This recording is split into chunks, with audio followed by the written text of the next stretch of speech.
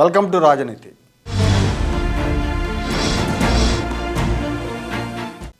మంగళగిరి నియోజకవర్గంలో అధికార party MLA Alla Ramakrishna Reddy వైసీపీకి శాసనసభ్యత్వానికి రాజీనామా చేసిన తర్వాత చేనేత వర్గానికి చెందిన గంజి చిరంజీవిని అక్కడ ఇన్ఛార్జిగా నియమించారు.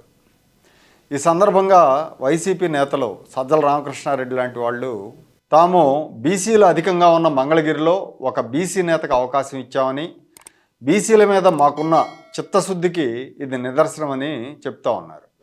అయితే ఇదే గంజి చిరంజీవి, ఇదే బీసీ వర్గానికి చెందిన చిరంజీవి 2014లో తెలుగుదేశం నుంచి పోటీ చేసినప్పుడు వైసీపీ ఆయన మీద రెడ్డి వర్గానికి చెందిన ఆళ్ల రామకృష్ణారెడ్డిని నిలబెట్టి చిరంజీవిని ఓడించింది.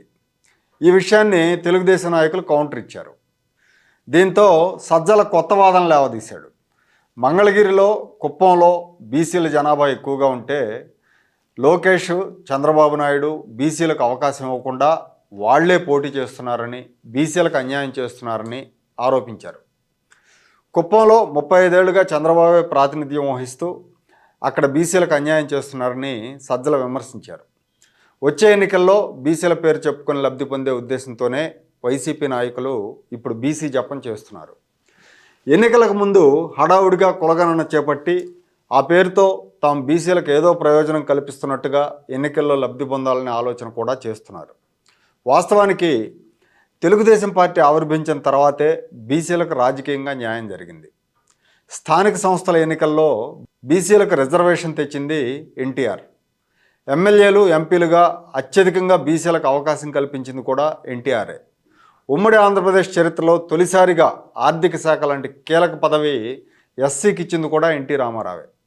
1983లో మహబూబ్ నగర్ జిల్లాకు చెందిన మహేంద్రనాథ్కు ఆర్థిక మంత్రి పదవి ఇచ్చారు. తూర్పుగోదావరికి చెందిన బీసీ యువకుడు, అప్పట్లో యనమల యువకుడు యనమల రామకృష్ణుడు గారికి, కర్నూలు జిల్లాకు చెందిన బీసీ నేత కేఈ కృష్ణమూర్తి గారికి కీలక మంత్రిత్వ శాఖలు ఇచ్చింది కూడా ఎన్టీఆర్ఏ.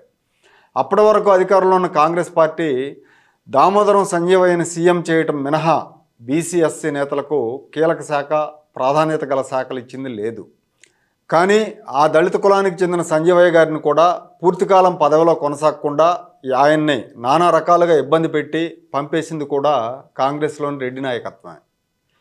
తెలుగుదేశం పార్టీ బీసీలకు స్థానిక సంస్థల్లో కల్పించిన 33% రిజర్వేషన్ను 27% తగ్గించింది కూడా జగన్మోహన్ రెడ్డి గారే. ఇప్పుడు చంద్రబాబు లేదా కమ్మవారు బీసీల అవకాశాలను కొట్టేస్తున్నారన్న రీతిలో జగన్ ప్రచారం చేయిస్తున్నాడు. వాస్తవానికి గణాంకాల్లోకి వెళితే బీసీలను తొక్కేసింది కాంగ్రెస్ పార్టీ, వైఎస్ రాజశేఖర రెడ్డి అని చెప్పుకోవాలి. కుప్పంలో చంద్రబాబు 35 ఏళ్లుగా బీసీలకు అవకాశం ఇవ్వలేదంటున్న సజ్జల రామకృష్ణారెడ్డి కడప గురించి ఏం చెప్తాడు?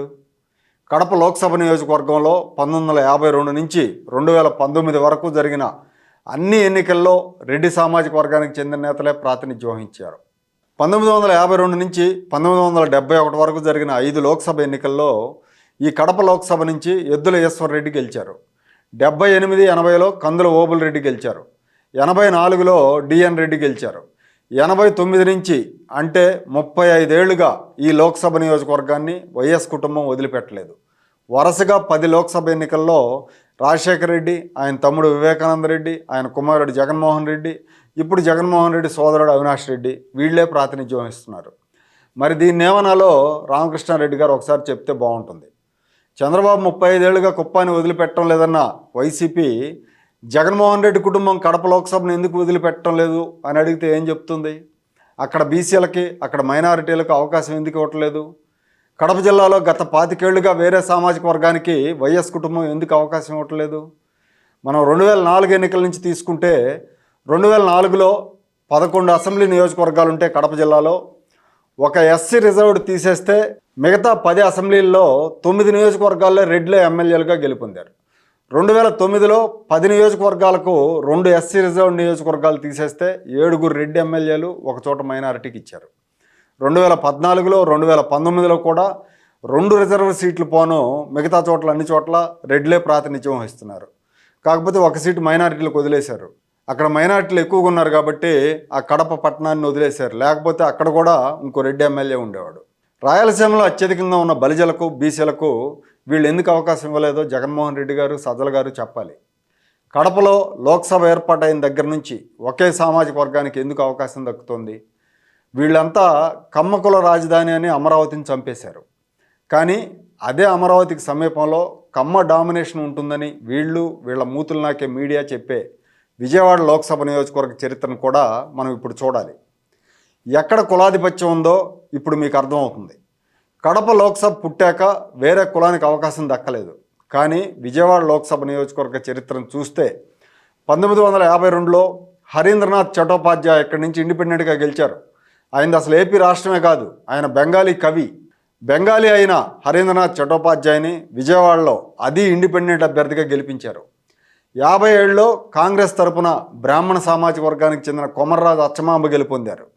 62 నుంచి 71 వరకు 3 సార్లు బ్రాహ్మణ సామాజిక వర్గానికి చెందిన కేఎల్ రావు గారు కాంగ్రెస్ అభ్యర్థిగా నిలబడి గెలిచారు. 77లో బీసీ వర్గానికి చెందిన గోడె మురహరి గెలిచారు. 80లో కూడా బ్రాహ్మణ సామాజిక వర్గానికి చెందిన చెన్నుపాటి విద్య గెలుపొందారు. విద్య 89లో కూడా గెలుపొందారు. 84లో మాత్రం టీడీపీ నుంచి కమ్మ సామాజిక వర్గానికి చెందిన వడ్డే శోభనాద్రేశ్వరరావు గెలుపొందారు. 96, 98లో పర్వతనేని ఉపేంద్ర, 99లో గద్దె రామ్మోహన్, 2004, 2009లో లగడపాటి రాజగోపాల్, 2014, 19లో కేసినేని నాని గెలుపొందారు. కమ్మ డామినేషన్ ఉంటుందని వీళ్ళు చెప్పే విజయవాడ లోక్సభకు మొత్తం 17 ఎన్నికలు జరిగితే కమ్మ సామాజిక వర్గానికి చెందిన వాళ్ళు 9 సార్లు, కమ్మ సామాజిక వర్గానికి చెందని వాళ్ళు 8 సార్లు గెలుపొందారు. కడపలో 18 సార్లు ఎన్నికలు జరిగితే 18 సార్లు రెడ్లే ఎంపీలుగా గెలిచారు. ఈ గణాంకాలను చూస్తే ఎవరి అవకాశాలను కొల్లగొట్టారో స్పష్టంగా అర్థమవుతుంది. అసెంబ్లీ ఎన్నికలు తీసుకుంటే 2004లో మొత్తం 17 సీట్లకు కృష్ణా జిల్లాలో 2 ఎస్సీ సీట్లు పోను మిగతా 15 సీట్లలో కమ్మ ఎమ్మెల్యేల సంఖ్య 6, 9 మంది కమ్మేతర ఎమ్మెల్యేలు ఎన్నికయ్యారు.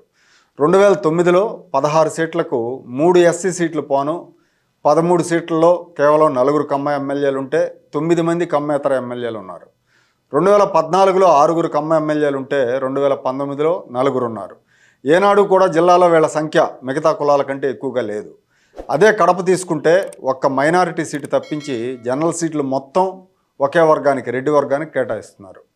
స్వాతంత్రం వచ్చి 75 ఏళ్ళు గడిచినా కడప జిల్లాలో వేరే వర్గానికి వాయిస్ లేదు, ఛాయిస్ కూడా లేదు.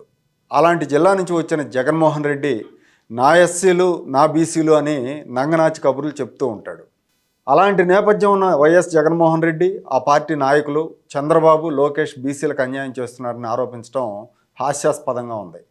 ప్రజలు కూడా ఎవరు అణగదొక్కేవాళ్ళో, ఏ ప్రాంతంలో బలహీన వర్గాలకు, బడుగులకు కొంతవరకైనా స్వేచ్ఛ ఉందో తెలుసుకోవాలి. ఎక్కడ అణచివేత ఉందో, ఎక్కడ బడుగులకు మాట్లాడే స్వేచ్ఛ లేదో దానికి కారకులు ఎవరో తెలుసుకొని వచ్చే ఎన్నికల్లో వాళ్ళకు బుద్ధి చెప్పాలి.